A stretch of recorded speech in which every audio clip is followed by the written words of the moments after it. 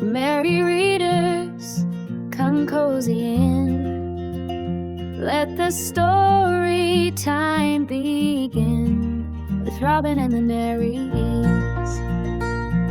Hi, Merry Readers! Today is October 2nd, and that means it's time for Chapter 13 of A Discovery of Witches, real-time read deep dive that I am doing. If you are just tuning in today, please feel free to save this video if you have not made it to Chapter 13. There will be spoilers throughout the video for Chapter 13 and things that have happened before this chapter, so feel free to save this video and come back if you need to. If you're ready to go, welcome. I'm so excited to get going. I have written out a quick summary to go through, some questions that I will be answering that I held in my head as I was reading through the chapter to share with you all, and then a discussion question at the end that we will be able to discuss in the comments, as well as anything else you would like to mention about this chapter. So this chapter picks up the next day from their dinner the night before. Matthew shared that he had something that he wanted to share with Diana that he has been working on, but he didn't feel like he could tell her about it.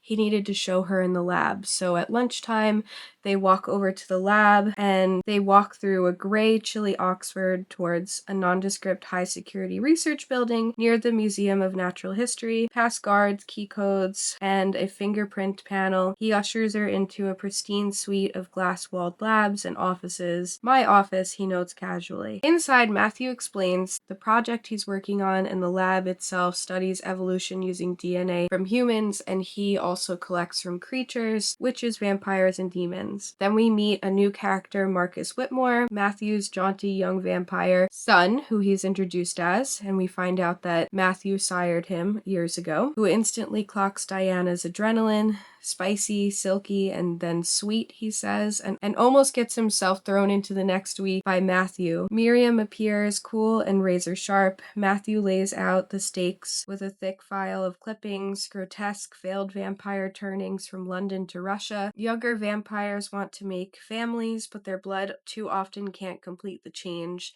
Vampires are losing the ability to reproduce. Then the broader picture. He shares that witches' power is actually fading too across generations, and demons show less genius, more instability, and greater depression. Miriam and Marcus produce genetic data on two witches, Benvenguta, a powerhouse from the 7th century, and her descendant Beatrice Good from Salem. Comparing nuclear and mitochondrial DNA shows magical markers thinning over time, magic literally being pushed aside. Matthew sketches out the significance of chromosomes from the different creatures. He shares that humans have 23 pairs, witches and vampires have 24 pairs, and demons have 23, as the same as humans, except they have one extra unstable chromosome that he believes is the reason that they become demons. He explains vampire rebirth.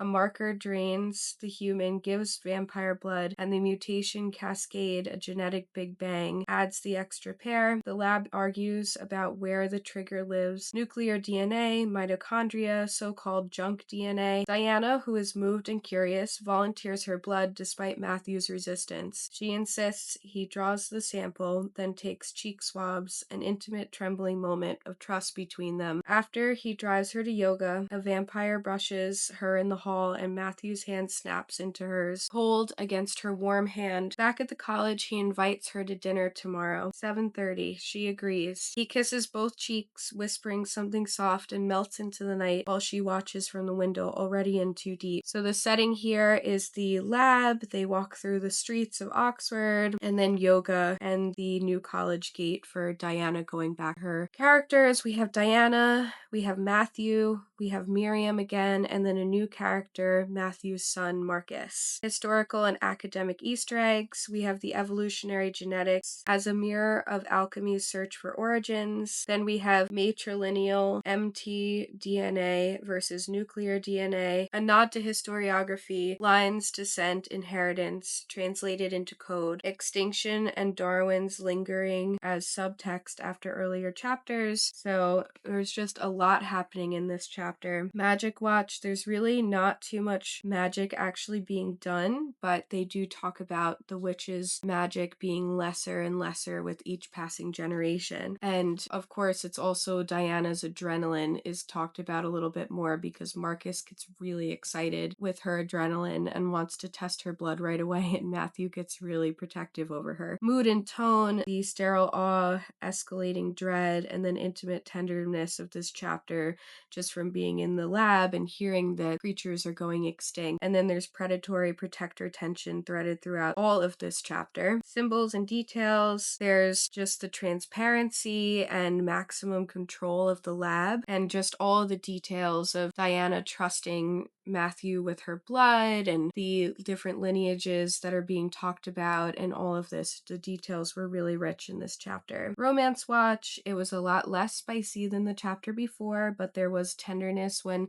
Matthew drew her blood because he wouldn't let anyone else draw her blood but him, and just that trust of a vampire pulling blood out of your body to not lose control of himself. And then the protective hand holding after yoga class and the tender cheek kisses that he gave her. Food and drink, there's only really post-lab water that Diana has, but the appetite in this is more of the intellectual and emotional kind. And then of course Matthew asks Diana if he could take her out for dinner the following day. Overall vibe and strength of this chapter, I think that it's a little bit of a weaker chapter than the one before, but that's just because I think that the one before is truly iconic for this series. But it's still a very strong chapter because it solidifies this fear that Matthew has about the different creatures going extinct. And I think that it's also such a cool concept of merging these facts of science with this fantastical world and the myths and the legends. It's just really cool. I found myself truly believing a lot of these theories as I was going along, and I, as someone who studied neuroscience in my undergraduate degree, I know so much about all of these parts of science, and yet I still was fully believing what Deborah Harkness wrote because it's just written so well. So I really enjoy that part too. For foreshadowing in this one, we have the Extinction thesis that makes Ashmole 782 feel urgent and not just academic. Diana's DNA and the last bishop status will matter. Marcus and Miriam dynamics hint at family structures around Matthew that Diana is starting to learn more about because there's clearly a wider web that Matthew is connected to. So this is the discussion question for today. Chapter 13 reframes creatures' decline with data, failed turnings, fading magic, unstable demon lines. If Ashmole 782 is the book of origins, do you think science and genetics or magic and the manuscript is more likely to save creatures, or will it take a mixture of both, and why do you think that? So I look forward to hearing your ideas in the